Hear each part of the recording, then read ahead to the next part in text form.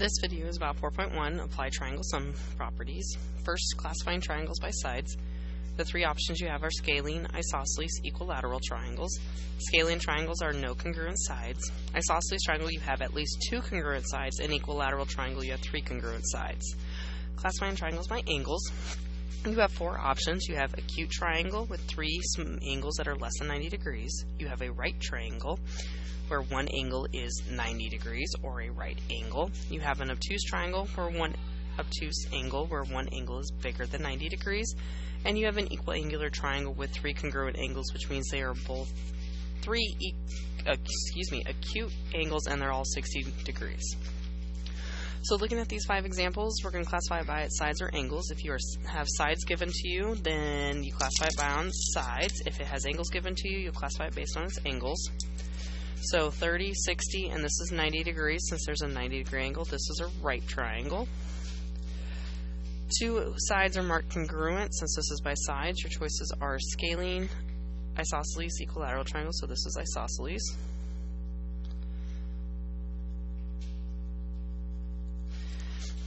Three angles are 60 degrees. They're all the same measurement, so this is an equiangular.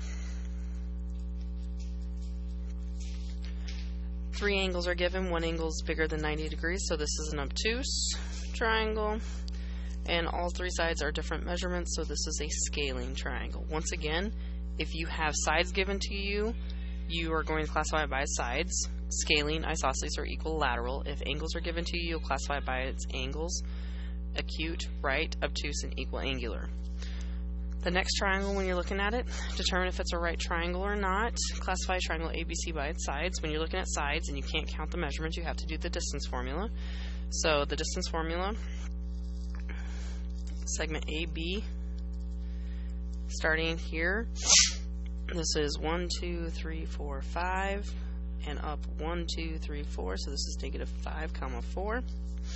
This is 2, 2, 4, 6, so 2, 6. And this one here is 4, negative 1.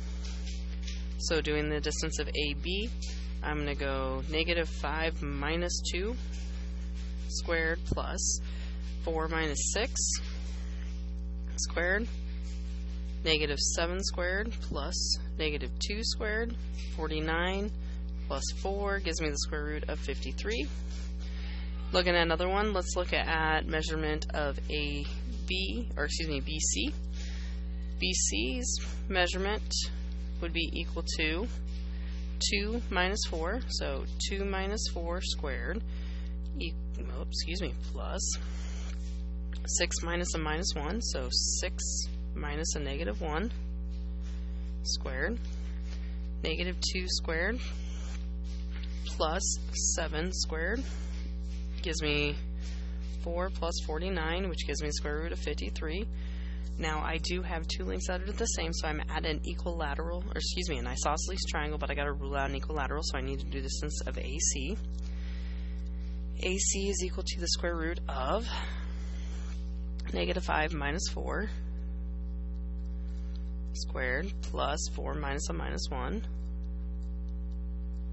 squared, which give me a negative 9 squared plus 5 squared, which gives me 81 plus 25, which gives me the square root of 106. Since that measurement is not the same as these two, this, based on sides, is an isosceles triangle. Now, to determine if it's a right triangle, we're going to look for a pair of perpendicular sides. The reason why we're looking for perpendicular sides is two line segments that are perpendicular to each other formed a right angle, which is 90 degrees. So, doing the slope, this is up to right 7. This is down 7, right 2. This measurement here is down 1, 2, 3, 4, 5, and to the right 9. So looking at this, 2/7 times negative 7/2 is equal to negative 14, not adding. Negative 14 over 14, which equals negative 1, or those are opposite reciprocals. So line segment AB is perpendicular to line segment BC, forming a 90-degree angle, so we do have a right triangle. Okay. The next thing I would like to talk about is interior angles versus exterior angles. Interior angles are angles that are found on the inside of the polygon formed by the lines. Exterior angles are the angles that form linear pairs with the interior angles and are outside the polygon, so these are just highlighting the accentuation of it. So why is that important? Triangle sum theorem talks about the interior angles of the triangle adding up to be 180 degrees based on linear pairs. Exterior angle theorem is based on the exterior angle of a triangle is equal to the sum of the measures on the interior. So the first three that we're going to do is just solving by triangle sum theorem. 125 plus x plus 20 equals 180. So then 145 plus x equals 180. X equals 55. Let's try that again. X equals 35. Right here we have 90 plus x equals 180. So 90 plus 2x equals 180. 2x equals 90, so x equals 45. And on this one, 2x plus 3x plus 55, so 2x plus 3x plus 55 equals 180 degrees. Subtract the 55, so 5x equals, let's see, 50, 125, x equals 25. So triangle sum theorem is the sum of the measures of interior angles of a triangle added to 180. Exterior angle. So the exterior angle is if I continued a side length of my triangle out, I would have an exterior angle and this interior angle form a linear pair. The coolest way to do it is if you take the adjacent angle to angle 1, the exterior angle, the sum of the other two angles not touching it, add up to equal this measurement. So, quick and easy way would be 88 plus 70 equals y. I'm going to show you how to do it with a triangle interior or triangle sum theorem. So this is 78, this is 80, and I'm going to make this a dot. 70 plus 88 plus dot equals 180 degrees. 158 plus dot equals 180 degrees. So dot equals 158. Subtract it from 180 would give me 22. Dot plus y, so y plus dot equals 180 degrees. We know dot is 22, so then y equals 158 degrees.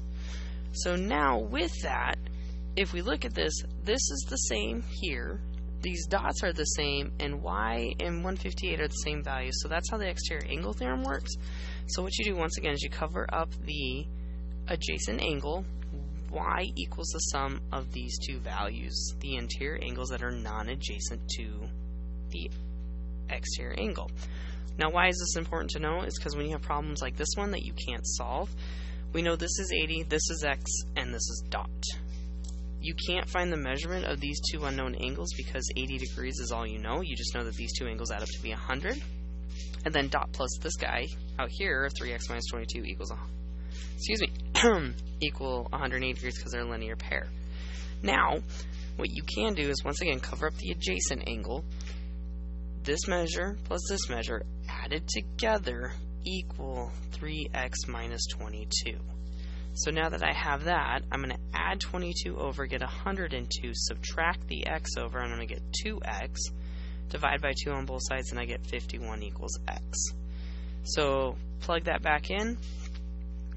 3 times 51 minus 22 is going to equal a measurement, which this comes out to be 353 minus 22 comes out to be 153 minus 22 equals out to be 131. Also, if I take 80 plus 51, I get 131 degrees.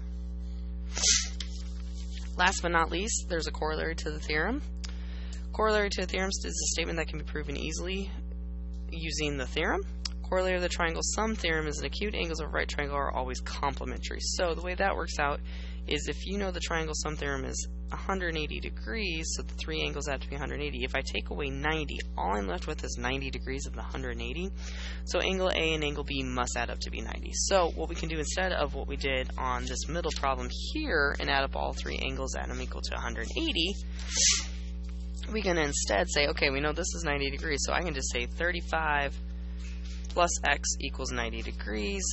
X equals, excuse me, not 65, 55. There's my 55.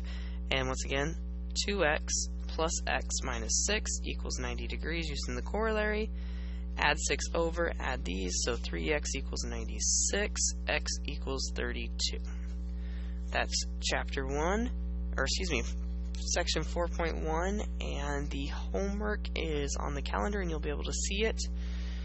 I will start the next video with the homework written on it, but it will be on the website.